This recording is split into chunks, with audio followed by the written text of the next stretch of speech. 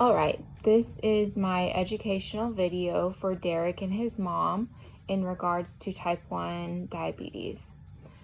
First off, Derek Erickson's development level would be the industry versus inferiority.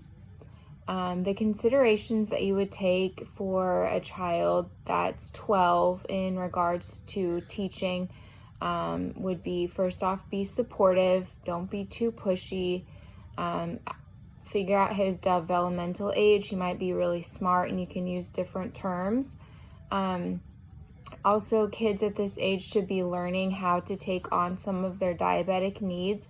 So delegate tasks or ask him what he thinks that he could be responsible for. Encourage him that once he starts, taking care of his own diabetic needs, he can start maybe having sleepovers and doing things independently, away from his parents. Encouragement. Also be prepared as the child is close to teenage age, and a lot of times with teenagers there's a lot of peer pressure, and this may make him not want to take good care of himself, or also kind of deny having diabetes and realizing he's different than other children.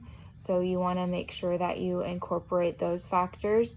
You want to avoid words such as good type or bad type. A lot of people think that, type 1 is a good type. And also, just one thing you want to explain, it's not because he ate too much sugar.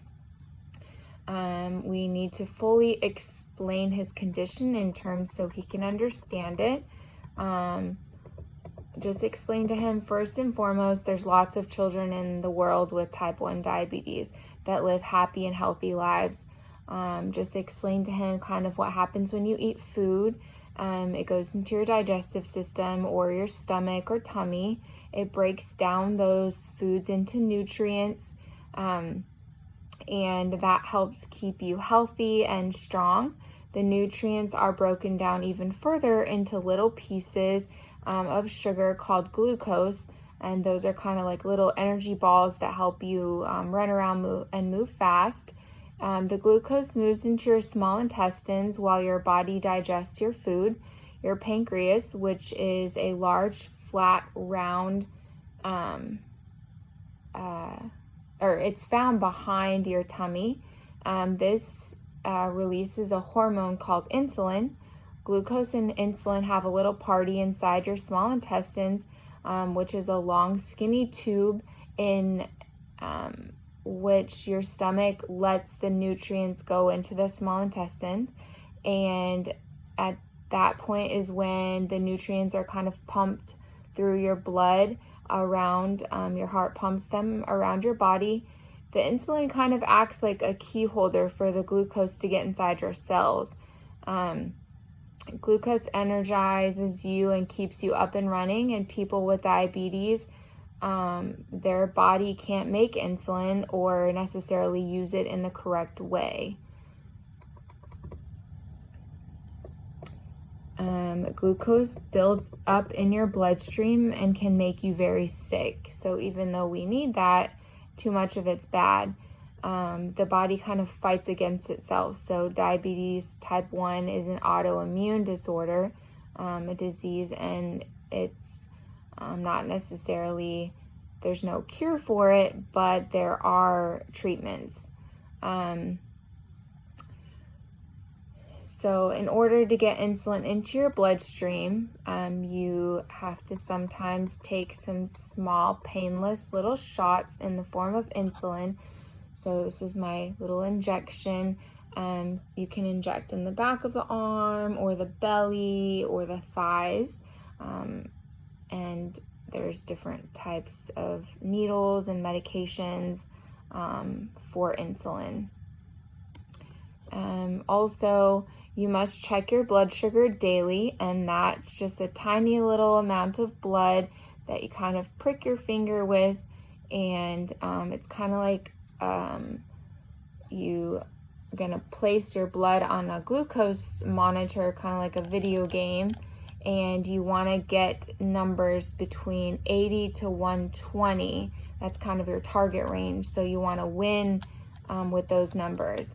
And it's okay if you don't have those numbers or that score in your video game. If it's too high or too low, we can adjust things like giving more insulin or less insulin, or taking a break and having a snack. Unfortunately, like I said, with this game called diabetes, there's no way to win it. It's, as I said, it doesn't have a cure, but there is treatment. So it's kind of like you get endless amounts of lives to keep playing in your game, as there is treatment options for diabetes. Diabetes is not contagious, so you can sit next to your friends at lunch, and sometimes even when you follow all the rules that mom or dad or the doctor tell you, your diabetes kind of gets out of control and your sugars can get too high or too low. Things you want to watch for: if it's too high, excessive thirst, you can't concentrate, blurry vision. In those instances, you want to try giving water or a sugar-free drink. If it's too low, so 70 or below, it's more dangerous than it being too high. Sometimes you can be confused. It happens very quickly, and sometimes you go unconscious or get drowsy, and at that time you're not able to raise the blood sugar on your own or be alert enough. In extreme cases, you can have convulsion or seizures. In those instances, you want to give glucagon, which is a tablet form if they're able to chew that. The biggest thing is sometimes they vomit after, so you want to make sure you take aspiration precautions, and that's just laying the child on their side to make sure they don't eat any of that, and also have mom or dad call 911. How you're checking your blood sugars. So you're going to be checking them before and after meals, sometimes before, after, during exercise, stressful events, when you feel like you're getting sick. You want to check your blood sugars and also your ketones in your urine. In doing so, when you're checking your blood sugar, you're going to want to make sure you clean the finger, and you have 10 to pick from. So you want to clean it with alcohol, let it air dry, and then you're going to prick the side. Around the side has less nerves, and then kind of squeeze just a little bit. And the first drop, you're going to wipe that drop away. That's the bad drop, so we don't want that one. And then the second one is the one that you'll put on your glucometer stick and check what your number is. Also, how often you're performing those is going to be usually before and after meals, like I said, especially if you feel like you're getting sick. As far as education on your diet, so good thing is you get to sometimes carry around candy, and that's for when you have really low times and you need something to get your sugar up. So every kid wants to carry their own candy, and you can do that without hearing from your mom. You just need to brush your teeth after you eat it.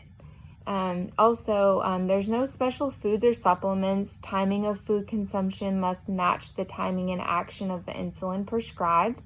Meals and snacks must be eaten according to peak insulin action and the total number of calories. You're going to want to eat snacks if more active. It's kind of like a balance, so a juggling act between food, insulin, and exercise. So here's my little exercise ball. So between your food, your candy, your exercise, stress, sickness, it's kind of a balancing act with all of those numbers. Also, you're going to want to increase your fiber, and that's sometimes found in foods. It helps you go to the bathroom, number 2. And this also helps slow down the rise in blood glucose after you eat. Exercising is good for you. It lowers your blood glucose. You want to make sure you're getting extra snacks before, and if the exercise is prolonged or really strenuous, you want to sometimes even have snacks in between. And oftentimes this causes for a reduction in insulin.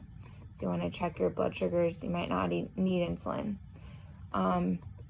So if you have low blood sugar, which is often sometimes happens when you exercise, you can have what's called hypoglycemia.